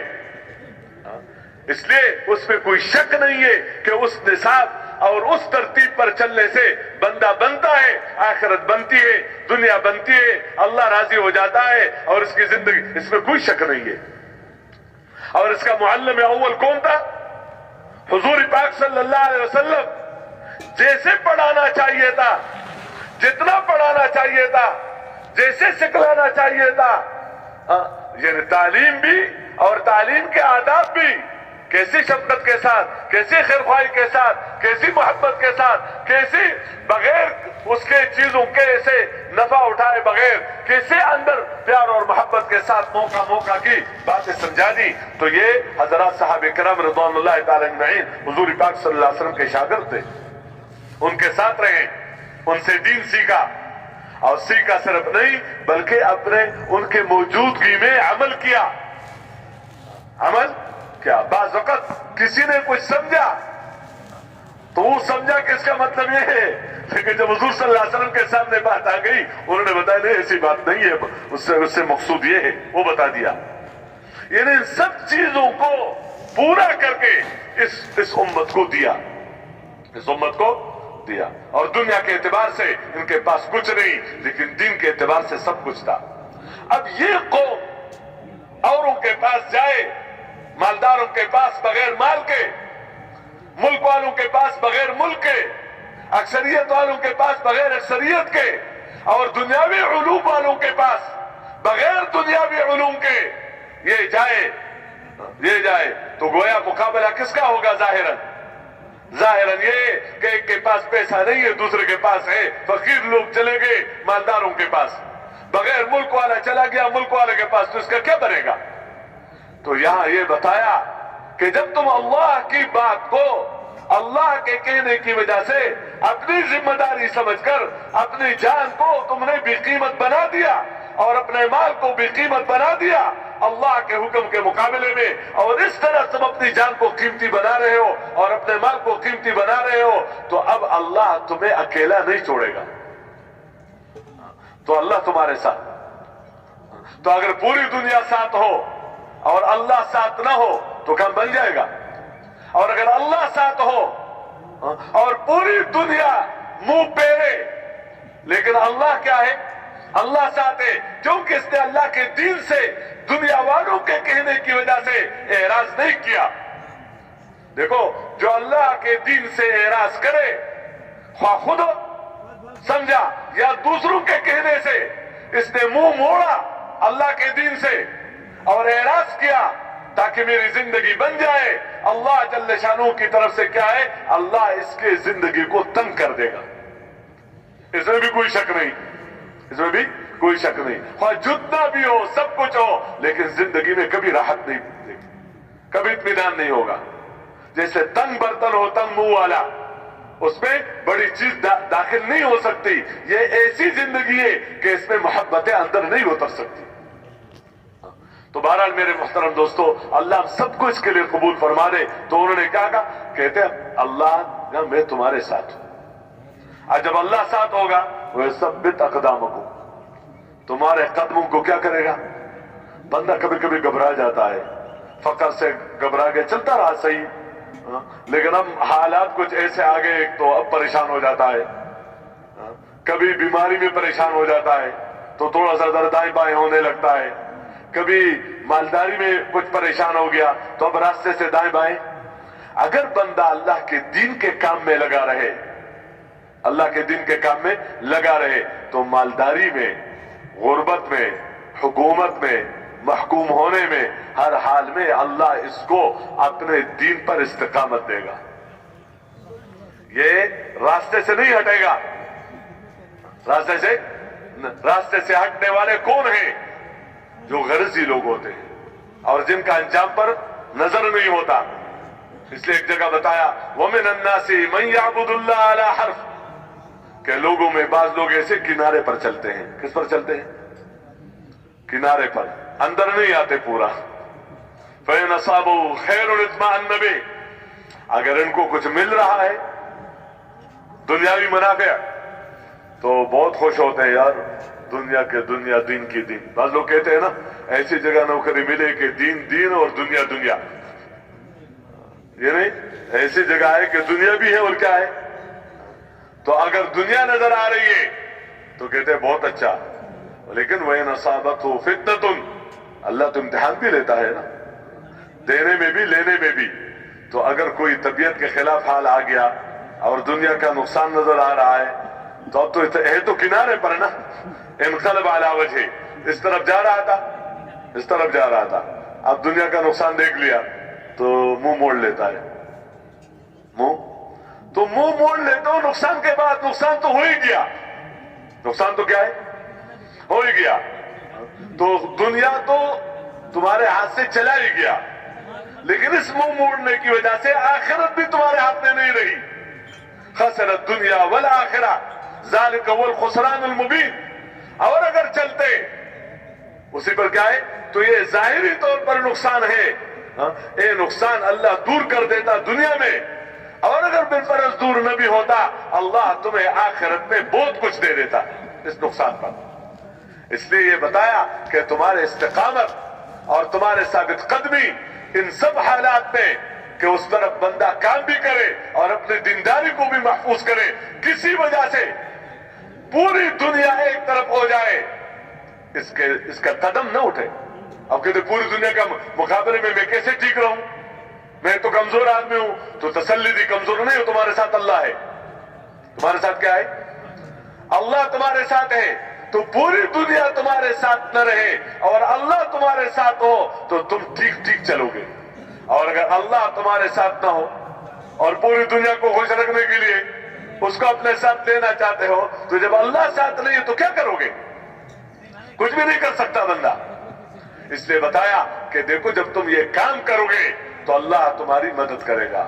اور اگلی کیا بات کی کہ اللہ کی نصرت کی علامت یہ ہے، دیکھو وقتی طور پر کچھ کسی وجہ سے اتار چڑھاؤ آ جاتا ہے، اتار چڑھاؤ آ جاتا ہے وقتی طور پر، لیکن وقتی طور پر اتار چڑھاؤ کا آنا یہ شکست اور غلبے کی علامتیں نہیں ہوتی۔ غلبہ اور شکست کی علامتیں ہوتی ہیں آخری انجام۔ آخری کیا ہے؟ انجام۔ اس لیے حضرات صحابہ کرام پر اتار چڑھاؤ آیا تھا مختلف موقعوں پر کسی وجہ سے، لیکن جو آخری نتیجہ تھا وہ کیا تھا کہ اللہ کا کلمہ بلند ہوگا، کفر کا کلمہ پست ہوگا، حق زندہ ہوگا اور باطل کیا ہوگا؟ باطل نیچے رہے گا اور حق اوپر رہے گا۔ اس لیے حق والے اوپر اور باطل والے نیچے، یہ تب ہو، یہ اللہ کی نصرت کی باتیں ہیں۔ اگر اللہ تمہارے نصرت میں ہو، ان ینصرکم اللہ فلا غالب لکم، تو تمہارے اوپر کوئی بھی نہیں آ سکتا۔ یہ کس زمانے میں یہ قرآن اترا ہے؟ حضور صلی اللہ علیہ وسلم کے زمانے میں اترا ہے نا، اترا ہے۔ تو اس زمانے میں سواری کیا تھی؟ اونٹ، گدھے، یہ چیزیں تھی یا نہیں تھی؟ اور ظاہری طور پر جو لڑنے کے اسباب تھے وہ کیا ہے؟ یہی کمان، تلوار، یہی چیزیں تھی۔ अच्छा, यही कुरान क़यामत तक आने के लिए, जमाने के लिए, ख्वाह दुश्मनों के हाथ में कोई चीज भी आ जाए, लेकिन तुम्हारे हाथ से काम न जाए, तो तुम्हारे हाथ से दीन न जाए, तुम्हारे हाथ से दीन की मेहनत न जाए, तो जिस तरह उस जमाने में उस दीन की वजह से अल्लाह साथ, तो इस जमाने में भी आपके दीनदारी की वजह से और आपके इखलास की वजह से और आपके ईमान की वजह से और आपके उस मौका पर इत्तिबा की वजह से अल्लाह तुम्हारे साथ होगा। ये नहीं है कि अल्लाह उनके साथ था, क्योंकि वो क्या थे, उनके पास चीजें नहीं थी, आज तो हमारे पास बहुत है, अब अल्लाह की जरूरत नहीं है, हम खुद हैं। नहीं, उनके साथ अल्लाह था, उनके दीनदारी की वजह से, चीजों की कमी की वजह से नहीं। और आज भी अल्लाह साथ होगा दीनदारी की वजह से, बेदीनी की वजह से अल्लाह साथ नहीं होता है। अल्लाह का किसी के साथ रिश्ता नहीं है कि कौन है कौन नहीं है। अल्लाह इसको देखता है कि मेरा बंदा है, मेरा मुती है, मेरा फरमानबरदार है, मेरा हुक्म मान रहा है, गुनाह से अपने आप को रोक रहा है, अल्लाह उसकी मदद करता है, अल्लाह उसकी इस्तकामत देता है। कहते हैं अगर अल्लाह तुम्हारी मदद करे फला गालिब लकुम, तुम्हारे ऊपर कोई भी नहीं आ सकता, कोई भी। इसलिए होशियार लोग वो हैं जो इसको देखे, अगर कुछ ऊपर नजर आ रहा है, अगर कुछ आ रहा है, ख्वाह जहां भी है, जिस भी है, तो इसको देखे, अगर नजर आ रहा है तो ये दलील है इस बात की कि अल्लाह की मदद साथ नहीं है पूरी। और अल्लाह की मदद साथ इस वजह से नहीं कि हम अल्लाह के दीन के मददगार नहीं है, जैसे होना चाहिए। नमाज पर जो वादा है वो नमाज पर पूरा होगा, रोजे पर जो वादा है वो रोजे पर पूरा होगा। अगर नमाज वाला वादा पूरा नहीं हो रहा है तो दलील है कि मैं नमाज नहीं पढ़ता, या पढ़ता हूं लेकिन ठीक नहीं पढ़ता। ये नमाज़ी बातें हैं, क्योंकि अल्लाह की तरफ से क्या है, इस तरह पूरी उम्मत में अल्लाह का दीन गालिब हो जाए और अल्लाह का कलमा बुलंद हो और हक का बोलबाला हो, उसके लिए मेहनत करना वो इस उम्मत को दिया गया है ये काम। जब तक उम्मत करती रही अल्लाह की मदद साथ थी, और जब से उम्मत ने अपने आप को इस काम का ही नहीं समझा, बल्कि तब चीजें ही बदल गई। अमूमी तौर पर माशरे में क्या है, क्या है, मैं जमींदार हूं, भाई मुसलमान जमींदार हो, क्या हो, मुसलमान ताजर हो, मैं जमींदार हूं, मैं मालदार हूं, मैं हाकिम हूं, मैं महकूम हूं। तो क्या मतलब कि मेरा काम है जमींदारी के काम को पूरा करना, तिजारत के काम को पूरा करना, मुल्क के काम को पूरा करना। उसमें दीन और बेदीन को नहीं देखा जाता, हालांकि उसमें दीन को देखना चाहिए। और दूसरी बात क्या है कि मेरा काम ये नहीं है, बल्कि मेरा काम तो पूरी दुनिया में अल्लाह का कलमा बुलंद हो जाए, उसके लिए जान और माल लगा देना क्या है।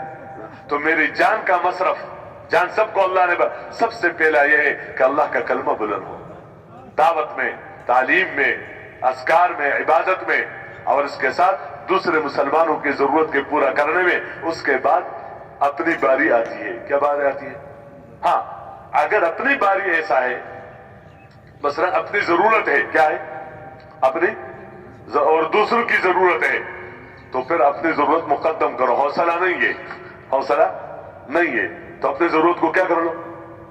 लेकिन अगर अपनी ख्वाहिश है और दूसरे की क्या है, जरूरत है, तो अपनी ख्वाहिश को दूसरे की जरूरत के पूरा करने के लिए कुर्बान करो।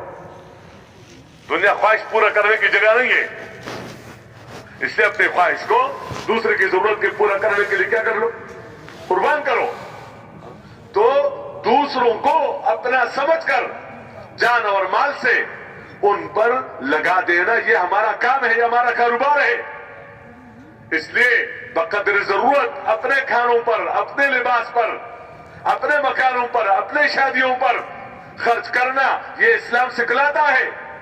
बकदरी जरूरत, ख्वाहिशात के बुनियाद पर खर्च करना, अगर तो उसमें जवाज, आदम जवाज उलमाई बताते हैं कि किस हद तक जायज है, किस हद तक नाजायज है, उसका यहां अहकाम नहीं बताए जाते।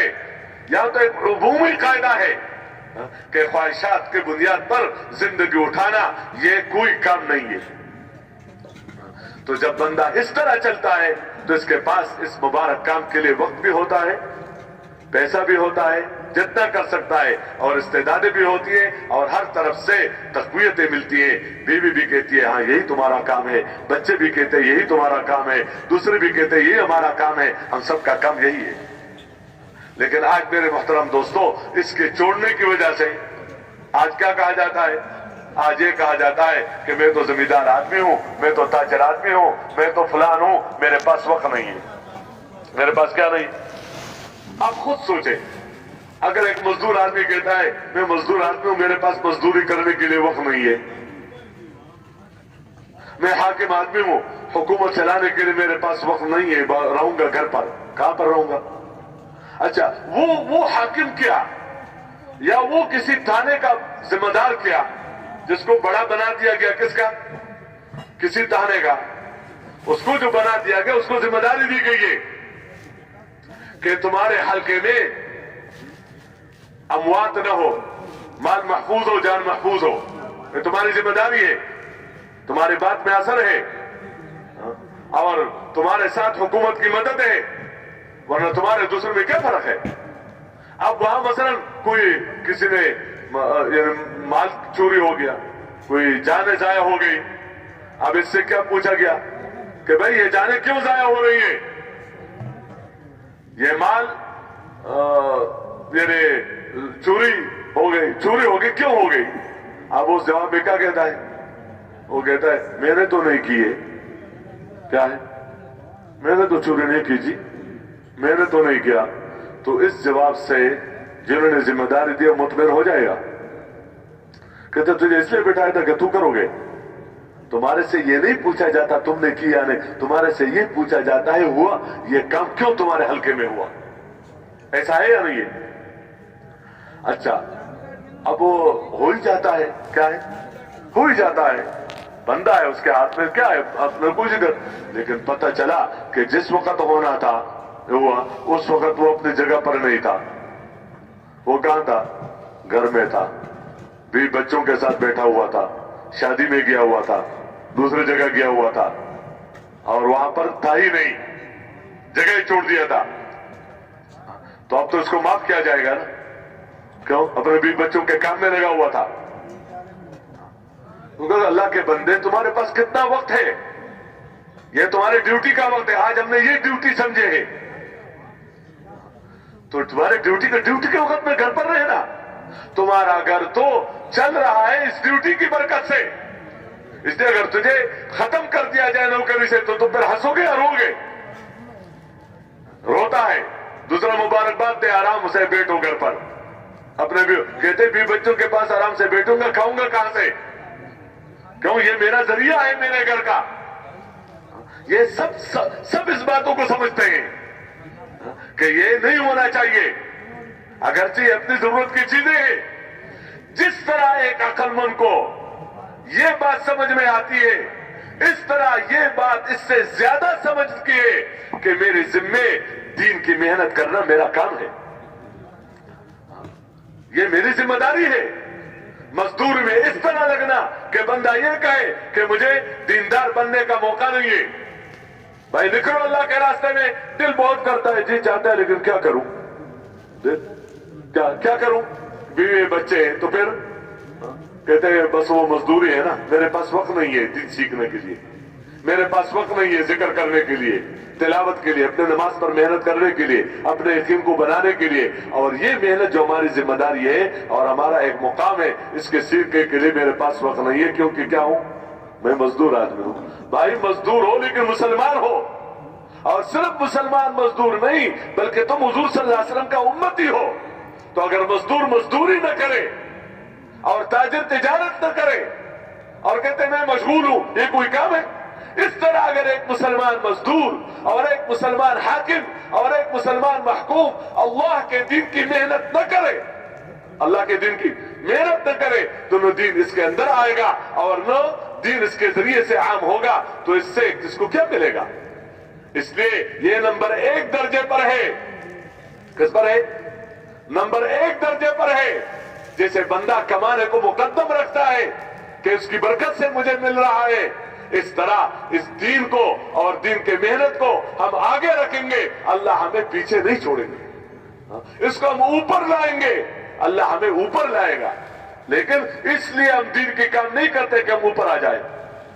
کیا آ جائے؟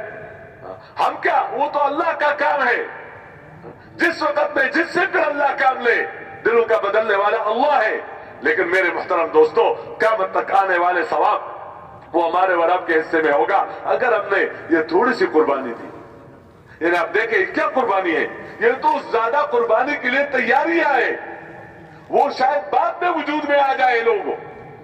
دیکھو اس زمانے میں جو 7 مہینے سال کی جماعتیں نکل رہی ہیں، 4 مہینے کی جماعتیں نکل رہی ہیں، تو مولانا الیاس رحمۃ اللہ علیہ کے زمانے میں سال کی جماعتیں اس طرح نکلتی تھی؟ کام اتنا تھا؟ 7 مہینے کی جماعتیں نکلتی تھی؟ ملکوں میں جماعتیں جاتی تھی؟ نہیں۔ وہی سے روزے چلا کہ 4 مہینے بھی بڑے مشکل سے، اور وہ تو دوسرے صوبے کو کہتے تھے کیا، یعنی بیرون ملک، اپنا صوبہ جو دوسرا کہتے بیرون ملک سے بھی جماعتیں آئی ہیں، بیرون ملک سے بھی جماعتیں آئی ہیں، بیرون ملک بھی جا رہی ہیں، لیکن ان کے اندر کی بات یہ تھی کہ پوری دنیا میں اللہ کا کلمہ بلند ہو۔ اس کا تعلق نیتوں کے ساتھ ہے۔ ذمہ داری ہو سکتا ہے کسی بندے کو اللہ نے 2-4 سال کی زندگی دی ہو، لیکن اس 2-4 سال کو اسی قیمت اور اسی حیثیت کے ساتھ گزارے کہ دیکھو یہ میری نجات کا مدار اسی پر ہے، یعنی اس کے بغیر میری نجات نہیں ہے۔ ایمان اور اعمال صالحہ اور اس کی طرف بلانا اور اس پر صبر کرنا، یہی ناکامی سے نکلنے کے یقینی ذرائع ہے، اس کے بغیر نجات نہیں ہے۔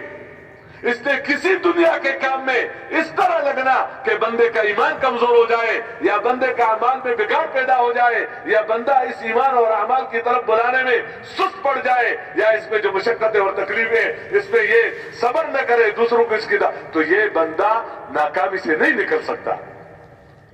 یہ ایسی بات نہیں ہے کر لیا نہیں کیا تو کیا ہے، کھانا کھا لیا نہیں کھا ہے تو کوئی بات نہیں، کیا خیال ایسا ہے؟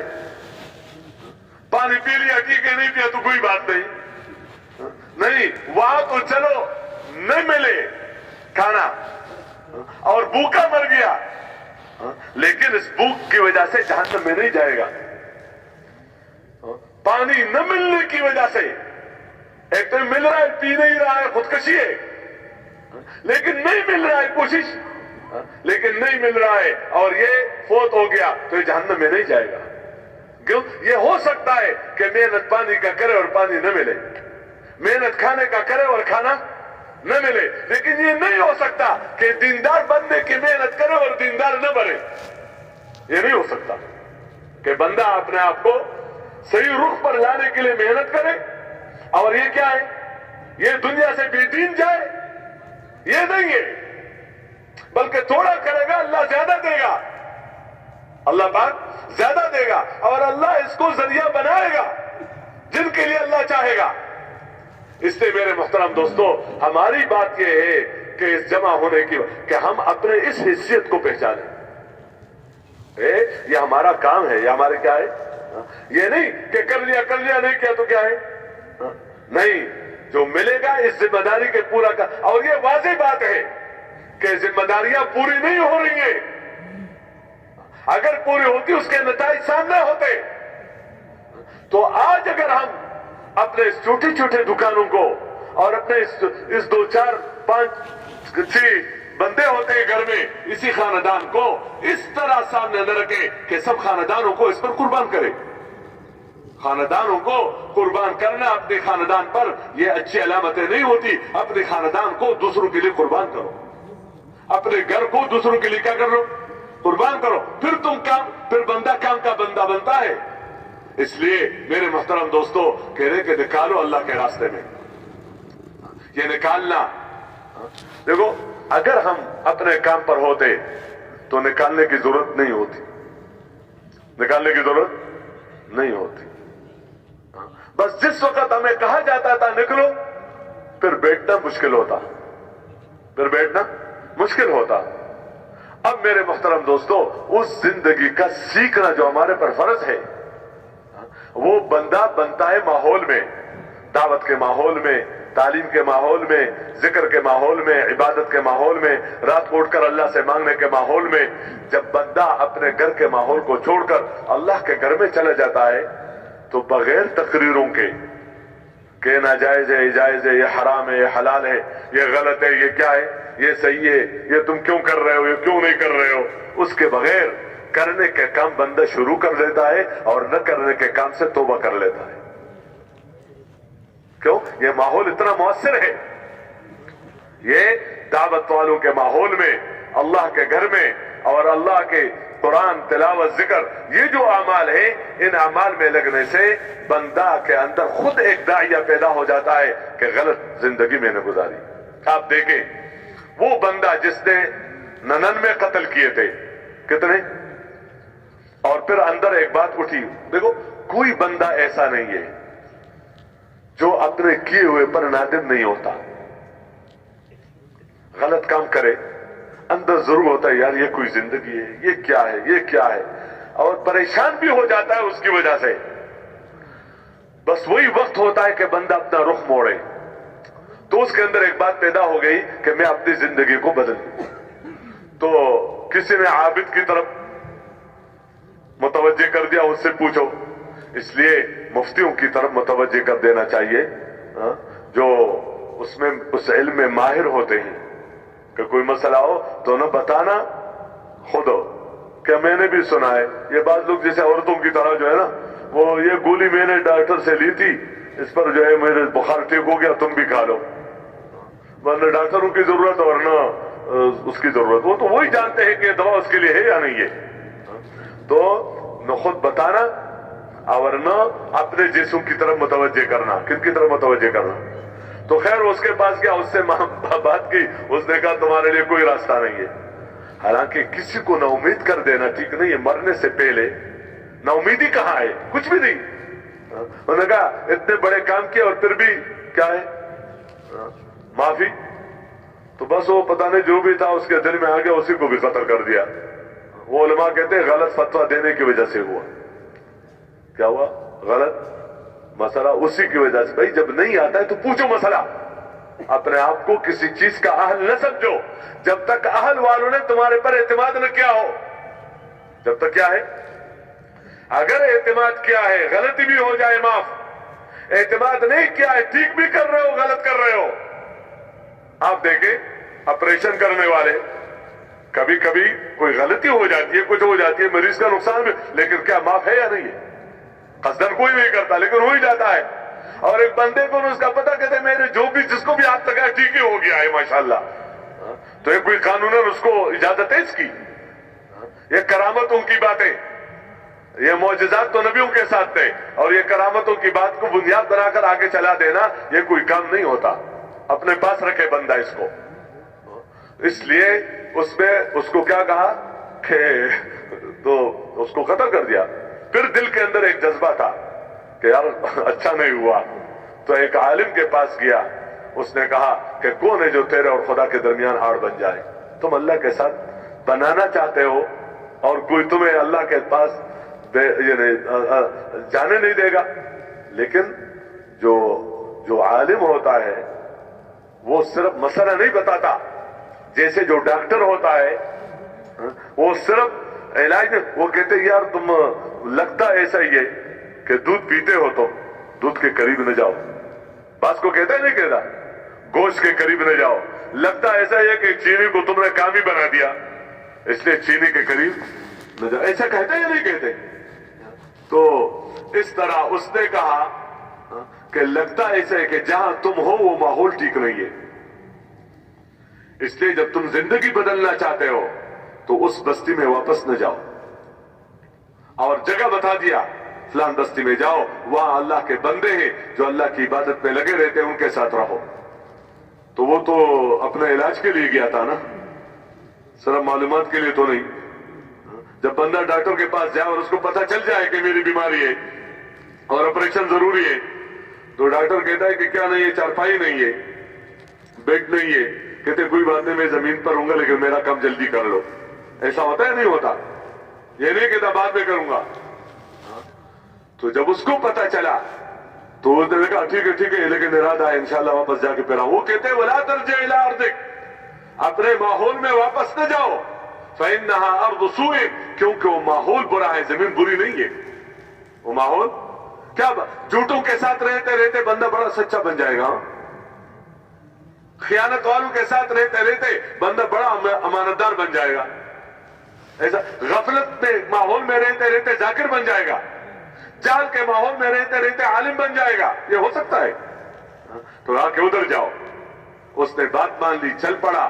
اللہ کی شان نہ پہنچ سکا. مرنے سے پہلے کیا ہے، یہ پہنچنے سے پہلے مر گیا، لیکن اللہ نے اس کی مغفرت کر دی. یہ اللہ کی نسبت سے اپنے غلط ماحول کو چھوڑ کر تاکہ میں بن جاؤں، کیا ہے بنو، تاکہ میرا زمیندارہ بھی بنے، میرے دکانداری بھی بنے، میرے بھی بچوں کے حقوق بھی میں ادا کر سکا ہوں. مجھے کوئی ذمہ داری دی گئی ہے، اس میں بھی میں امانت اور صداقت کے ساتھ کام کر سکوں. یہ میری ذمہ داری ہے، یہ میرے پر فرض ہے کہ اس زندگی کو سیکھوں، اور ساتھ ساتھ دوسروں کو اس زندگی کی طرف بلانا یہ بھی ہمارا کام ہے.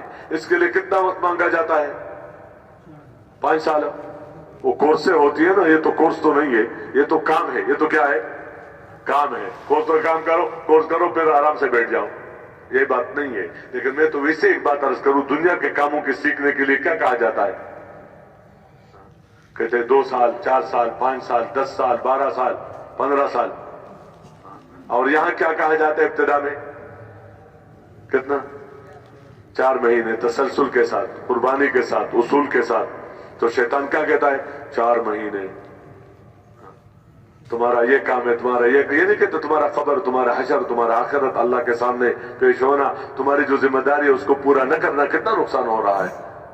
اس لیے میرے محترم دوستو، اسی موقع پر اگر بندہ قربانی کے ساتھ چلے تو مناسبت پیدا ہو جاتی ہے اعمال کے ساتھ، ایک مزاج بن جاتا ہے. پھر اگر چلنا چاہے تو صحیح چل سکے گا، اس کو ایک تقویت مل جاتی ہے. یہ نہیں کہ پتہ نہیں کیا کچھ بن گیا، 4 مہینے لگا دیے. لوگوں کی تو بہت تمنائیں ہوتی ہے نا، 4 مہینے لگا دیے اور پھر بھی یہ کرتا ہے، 4 مہینے لگا دیے اور پھر بھی یہ کرتا ہے. تو کلمہ پڑھا ہے اور پھر بھی یہ کرتا ہے. کیا کرے؟ مسلمان کا کرنے کا کام تو نہیں ہے. تو کیا کرنے میں کوئی نقصان ہے؟ تو کام میں کوئی نقصان نہیں ہوتا. آگے کام کرنے والا کیسے چل رہا ہے، کس طرح وقت گزار رہا ہے، کس طرح محنت کر رہا ہے، اس کے اعتبار سے اللہ دیتے ہیں.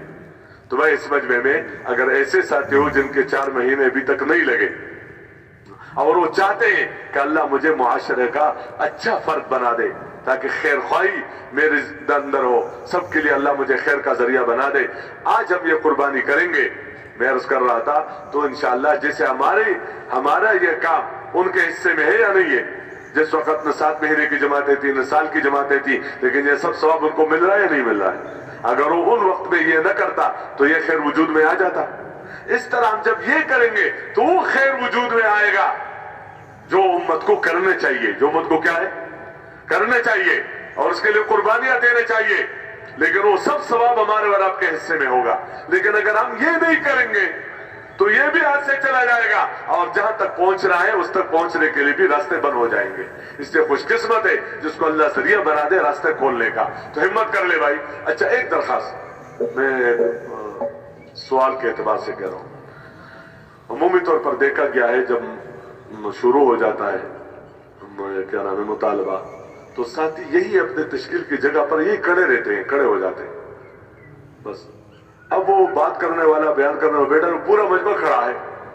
بھائی اس میں اس مجلس کی وقار اور مجمع بیٹھا رہے اور دل میں اللہ سے مانگتا رہے اپنے لیے بھی اور پورے مجمع کے لیے.